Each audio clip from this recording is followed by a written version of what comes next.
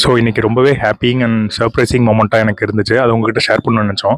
யூஸ்வலாக நம்ம ஒரு ப்ராஜெக்ட் கம்ப்ளீட் பண்ணோம் அப்படின்னா அந்த கிளையண்ட்டுக்கு வந்து அது சாட்டிஸ்ஃபைடாக இருந்துச்சு அப்படிங்கும்போது அவங்க நம்மளை அப்ரிஷியேட் பண்ணுவாங்க. அவங்க ஃப்ரெண்ட்ஸ் அண்ட் ரிலேட்டிவ்ஸ்ட்டை நம்மளை வந்து ரெஃபர் பண்ணுவாங்க.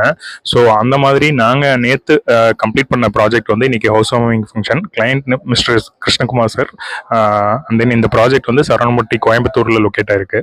ஸோ நாங்கள் இன்றைக்கி ஹவுஸ் வார்மிங் ஃபங்க்ஷனுக்கு வரும்போது எங்களுக்கு ரொம்பவே சர்ப்ரைசிங்காக இருந்துச்சு. நாங்கள் வந்து இந்த ஹவுஸ் வார்மிங் ஃபங்க்ஷனில் வந்துட்டு எப்போவுமே எங்களோட கம்பெனியோட ஸ்டாண்டி வந்துட்டு நாங்கள் ப்ளேஸ் பண்ணுவோம் எல்லா ப்ராஜெக்ட்ஸோட ஹவுஸ் வார்மிங் ஃபங்க்ஷன்லையும்.